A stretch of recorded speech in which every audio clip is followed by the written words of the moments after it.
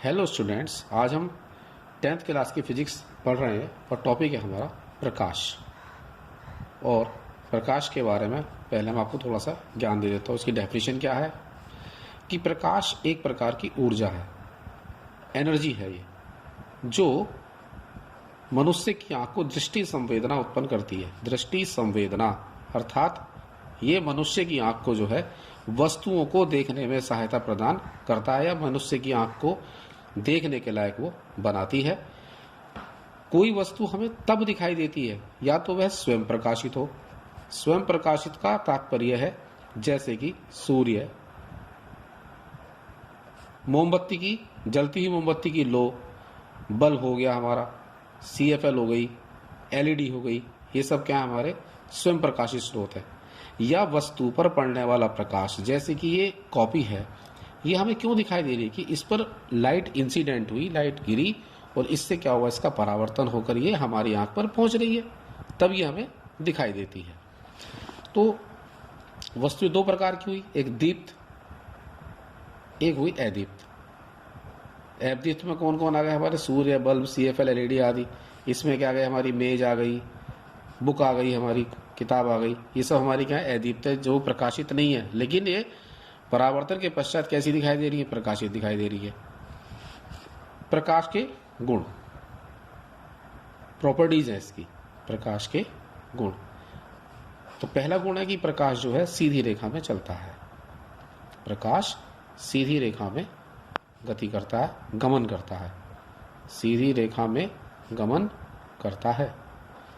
दूसरा है प्रकाश विद्युत चुंबकीय तरंगों के रूप में चलता है। विद्युत चुंबकीय तरंगों के रूप में चलता है, अर्थात इसको चलने के लिए माध्यम की आवश्यकता नहीं होती। माध्यम की आवश्यकता नहीं होती, निर्वात में चल सकता है, ये नहीं होती। थर्ड पॉइंट है कि प्रकाश के अंदर परावर्तन का गुण। प्रकाश में परावर्तन, अपवर्तन, विवर्तन आदि का गुण पाया जाता है, आदि का गुण पाया जाता है। चौथा पॉइंट है कि प्रकाश, यानी जिस प्रकाश को हम देख रहे हैं उसे कहते हैं हम दृश्य प्रकाश, विजिबल लाइट, विजिबल लाइट। और जो इसकी वेवलेंथ है, तरंग दैर्ध्य है, तरंग दैर्ध्य, ये 4000 एंगस्ट्रॉम से 7800 एंगस्ट्रॉम तक होती है। यानी इस प्रकाश में हम देख सकते हैं, इसलिए हम कह रहे थे दृश्य प्रकाश।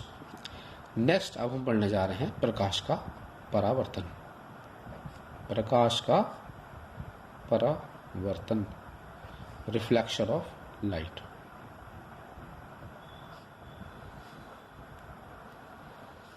अब रिफ्लेक्शन क्या है समझो इसे। मान लीजिए ये कोई आपने मिरर ले लिया, दर्पण ले लिया, और इस पॉइंट पर हमने जो है ये एक नॉर्मल ड्रॉ कर लिया, अभिलंब कहते हैं ये सब।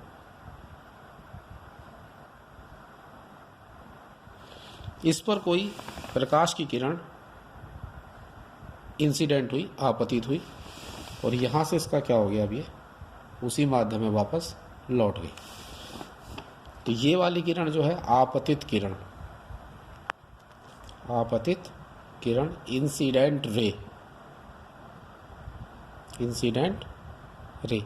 ये परावर्तित किरण, परावर्तित किरण, रिफ्लेक्टेड रे।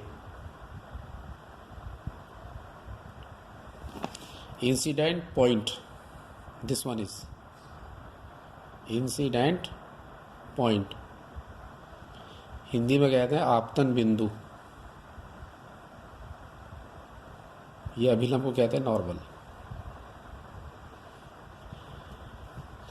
तो जब कोई प्रकाश की किरण किसी चिकने पृष्ठ से टकराकर उसी माध्यम में वापस लौट जाती है, तो इस घटना को प्रकाश का परावर्तन कहते हैं, रिफ्लेक्शन ऑफ लाइट कहते हैं। दोबारा समझाता हूँ कि जब कोई प्रकाश की किरण किसी चिकने पृष्ठ से टकराकर उसी माध्यम में वापस लौट जाती है। अब ये पूरा एक ही मीडिया है, एक ही माध्यम है। ये दूसरा माध्यम हो जाएगा नीचे, लेकिन ऊपर क्या है, एक ही माध्यम में। एक किरण, प्रकाश की किरण यहाँ से आई, इस पॉइंट पर ये स्ट्राइक करी, टकराई, और यहाँ से ये क्या हो गई, रिफ्लेक्ट हो गई, परावर्तित हो गई। तो इस पूरी घटना को ही हम क्या कहते हैं, प्रकाश का परावर्तन। इस वाले एंगल को हम कह रहे हैं आई, इसे कह रहे हैं आर। तो यहाँ अब जो है परावर्तन के दो नियम हमारे बन जाते हैं। तो हम पढ़ रहे हैं परावर्तन के नियम। तो परावर्तन के दो नियम होते हैं, परावर्तन के दो नियम होते हैं। तो पहला जो हमारा नियम है, पहला लॉ है हमारा कि इंसिडेंट रे यानी कि आपतित किरण, परावर्तित किरण अर्थात रिफ्लेक्टेड रे, और आपतन बिंदु पर अभिलंब normal at the point of incident, ये तीनों 1, 2 और 3, ये तीनों के तीनों जो हैं वो एक ही प्लेन में होते हैं, एक ही तल में होते हैं।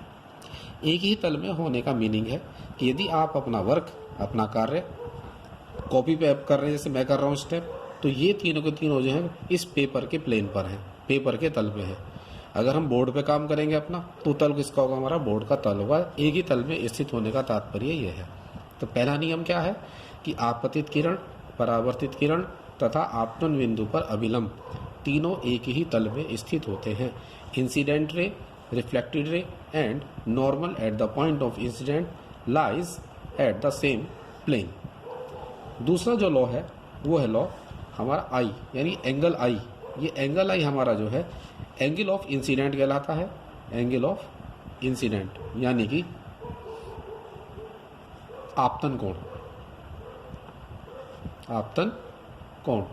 और angle R is equal to जो है हमारा angle of reflection, angle of reflection अर्थात परावर्तन कोण।